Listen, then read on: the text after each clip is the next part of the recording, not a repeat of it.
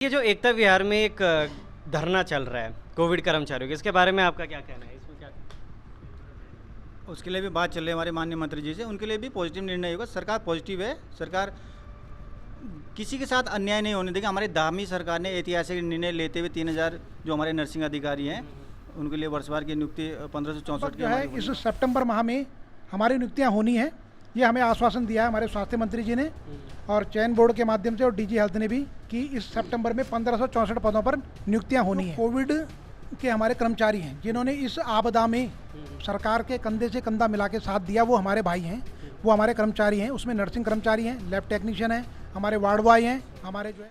नमस्कार, आप देख रहे हैं लोकार्पण और मैं हूं आपके साथ अंकित गैरोला। लगता है राह खुल चुकी है। जी हाँ, मैं आज मौजूद हूँ नौगांव के सामुदायिक अस्पताल में और आप पीछे बैनर भी देख सकते हैं कि यहाँ पर क्या लिखा हुआ है। मैं आपको पहले वो बता देता हूँ। कैबिनेट की नर्सिंग भर्ती को वर्ष भर में कुल 3000 पदों पर अधिकारियों को भर्ती शुरू कर ली गई है।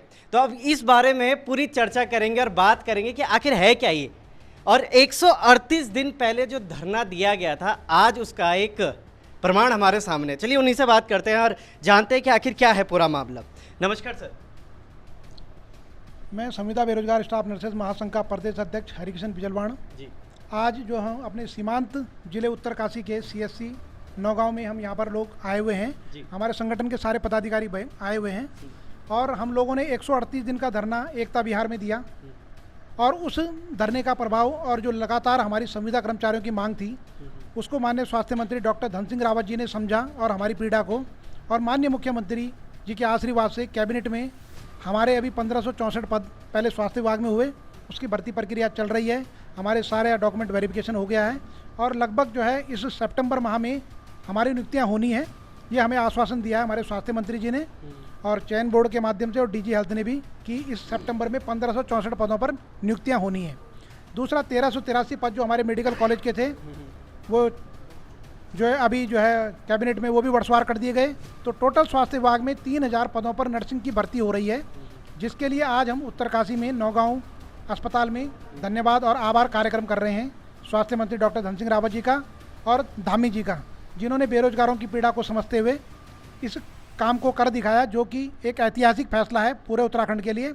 आज तक पूरे उत्तराखंड में इतनी बड़ी भर्ती नर्सिंग की कभी नहीं हुई जो माननीय स्वास्थ्य मंत्री जी के निर्देशों से हो रही है। हम पूरे संविदा बेरोजगार और पूरे प्रदेश के बेरोजगार नर्सिंग अधिकारी जो हैं माननीय मंत्री जी का और स्वास्थ्य मंत्री जी का कोटि कोटि आभार और धन्यवाद प्रकट करते हैं। बहुत बहुत धन्यवाद आपका। सबसे पहले तो आपको बधाई कि यहाँ पर एक महिला ने 3 बच्चों को जन्म दिया था, उसके लिए आपको सबसे बहुत बहुत बधाई। मगर इससे पहले सुनने में यह आ रहा था कि ये जो संगठन है और ये जो कार्यक्रम चल रहा है आज का, ये पिछले काफ़ी सालों से चल रहा है। कितने साल हो गए इसको? बिल्कुल 12 सालों की हमारी ये लड़ाई है। मैं 12 साल से लड़ रहा हूँ। 2011 में हमारी लड़ाई शुरू हुई थी और 11 में जो है तब नर्सिंग स्टाफ में जो है कभी लड़के नहीं आते थे, मेल का कोई पद नहीं था। 2011 से हम लगातार लड़ रहा हूँ और हाईकोर्ट में जाकर मैंने जो है इस नर्सिंग भर्ती में जहाँ 5% कोटा लड़कों का था वो 20% करवाया। एक साइकेट्रिक सब्जेक्ट मांगा जाता था उत्तर प्रदेश के ज़माने से, वो नियमावली में चला आ रहा था, उसको हटाने के लिए भी कोर्ट से मैं आदेश लाया और वो भी हमने हटाया।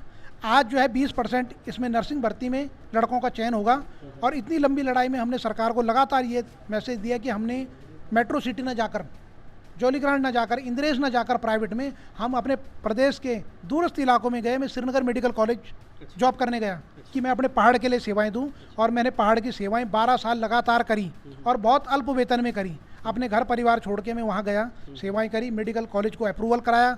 आज हमारे उस मेडिकल कॉलेज में 150 बच्चे एक साथ डॉक्टर बनते हैं और बहुत बड़ा मेडिकल कॉलेज श्रीनगर का हो चुका है। सारी व्यवस्थाएँ वहाँ पर 4 चौबंद हैं और इतनी लंबी हमने सेवाएँ करी संविदा में।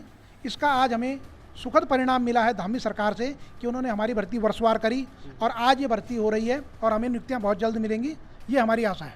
बहुत बहुत धन्यवाद सर। सर, ये जो एकता विहार में एक धरना चल रहा है कोविड कर्मचारियों के, इसके बारे में आपका क्या कहना है? इसमें क्या उसके लिए भी बात चल रही है हमारे माननीय मंत्री जी से। उनके लिए भी पॉजिटिव निर्णय होगा। सरकार पॉजिटिव है। सरकार किसी के साथ अन्याय नहीं होने देगी। हमारी धामी सरकार ने ऐतिहासिक निर्णय लेते हुए 3000 जो हमारे नर्सिंग अधिकारी हैं उनके लिए वर्षवार की नियुक्ति 1564 की हमारी होने वाली है और जो 1383 है वो रनिंग में है। मैं आपको बनाना चाहूँगा कि जो कोविड के हमारे कर्मचारी हैं जिन्होंने इस आपदा में सरकार के कंधे से कंधा मिला के साथ दिया, वो हमारे भाई हैं, वो हमारे कर्मचारी हैं, उसमें नर्सिंग कर्मचारी हैं, लैब टेक्नीशियन हैं, हमारे वार्ड बॉय हैं, हमारे जो है स्वच्छक भाई हैं।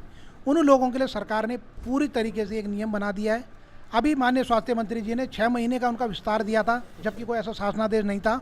उन्हें केवल कोविड काल के लिए रखा गया था। उनकी सेवाएं समाप्त हो गई थी, वो लड़े बहुत, हमारे साथ भी आए, हमारे पास भी बैठे रहे। उनका जो है सरकार से 6 महीने का सेवा विस्तार दिया था, अब वो ख़त्म हो गया है।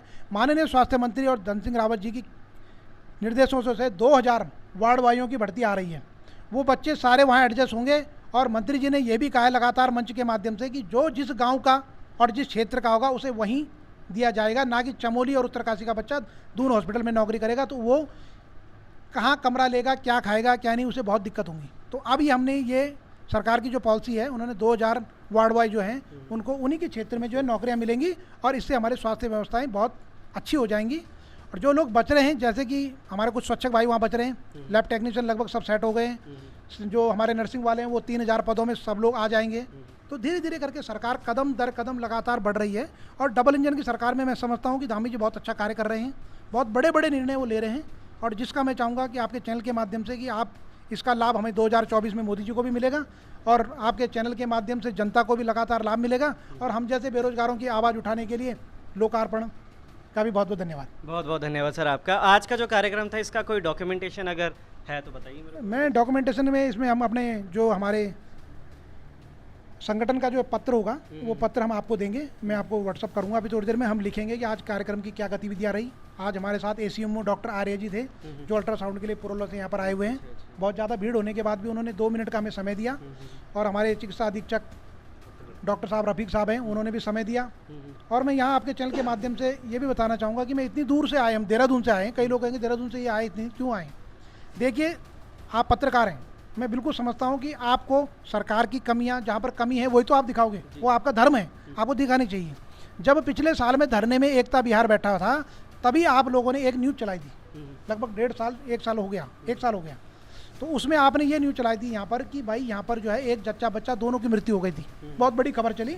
और जिससे पूरी सरकार में एक मैसेज भी गलत गया कि 9 गाँव में कोई काम नहीं हो रहा है और यहाँ पर कोई कर्मचारी काम नहीं कर रहा है। लेकिन आज यहाँ पर हम इसलिए भी आए हैं यहाँ पर कि यहाँ पर हमारी जो छोटी बहन है नर्सिंग अधिकारी निशा नौटियाल, जो कई वर्षों से यहाँ पर संविदा पे कार्यरत है, उनकी ड्यूटी में उन्होंने अपनी ड्यूटी में बिना गायनेकोलॉजिस्ट के होते हुए 3 बच्चों का प्रसव कराया। और वो प्रसव कराया तब जब उनका अल्ट्रासाउंड की रिपोर्ट नहीं थी, कोई ऐसी रिपोर्ट नहीं थी कि 3 बच्चे उनके गर्भ में हैं, 1 बच्चा 2 बच्चे 3 बच्चे, तो तीनों स्वस्थ हैं। और हमारे बीच में वो उनके माता पिता सब आए हुए हैं। इसलिए मैं इस कार्यक्रम को यहाँ पर करने भी आया कि जब हम गलत खबर या कोई ऐसी खबर नकारात्मक होती, खबर गलत नहीं थी, वो खबर सही थी कि यहाँ पर जो है जच्चा बच्चा दोनों की मृत्यु हुई। आज जब अच्छी खबर है तो मैं पूरी उम्मीद करूँगा कि हमारी मीडिया जो है उस अच्छी खबर को चलाएगी और सरकार को धन्यवाद प्रेषित करेगी। और आपके चैनल के माध्यम से मैं ये भी कहूँगा कि यहाँ की जनता को एक गायनेकोलॉजिस्ट की सख्त ज़रूरत है, जो कि होना चाहिए। जो बात जायज़ है वो जायज़ है। लगातार आप अच्छी खबरें छापते हैं। गायनेकोलॉजिस्ट क्यों नहीं है यहाँ पे फिर? अगर गायनेकोलॉजिस्ट इसलिए नहीं है कि देखिए ये दुर्गम क्षेत्र है और हमारे पूरे अस्पतालों में जो है अभी जो है जो super speciality doctor specialist doctor हैं वो पूरे नहीं हुए, कुछ कम हैं। वो धीरे धीरे नियुक्तियाँ हो रही हैं।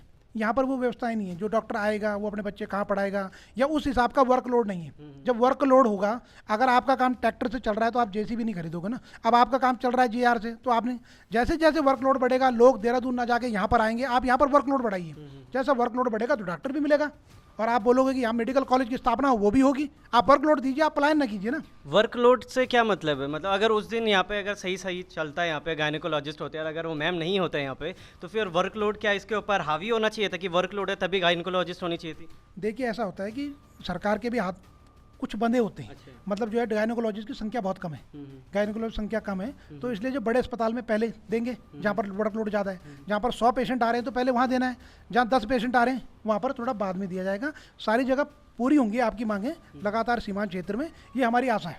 पेशेंट को ये थोड़ी ना पता है कि दूर है या पास है, डॉक्टर जहाँ दिखेंगे उसको या फिर हॉस्पिटल जहाँ दिखेगा, इसलिए तो वो महिला वो यहाँ तो पे आई बात सही है आपकी, लेकिन आप आवाज़ उठाओगे, आप ये उठाओगे कि भाई हमारे लोग जो है पलायन न करें। अगर हमारे लोग पलायन नहीं करेंगे तभी तो हॉस्पिटल हमारे डेवलप होंगे। और जब सब पलायन करेंगे तो सब देहरादून में सारे प्राइवेट हॉस्पिटल क्यों खुले? बताइए आप। हमारे पहाड़ का आदमी तो जा रहा प्राइवेट अस्पताल में, प्राइवेट हॉस्पिटल मत जाइए आप अपने बच्चे प्राइवेट हॉस्पिटल में नहीं डालिए। तो देखिए कैसे नहीं व्यवस्थाएं सरकार सुधारेगी। आप बढ़ाइए ना वहाँ लोड बढ़ेगा तो डिमांड बढ़ेगी, मैन पावर आएगी, नियुक्तियाँ होंगी। बहुत बहुत धन्यवाद सर आपका हमारे साथ जुड़ने के लिए। और कुछ इस तरीके से परिवर्तन होता हुआ भी दिख रहा है। अब बने रहे लोकार्पण के साथ, अनावरण सच का। धन्यवाद।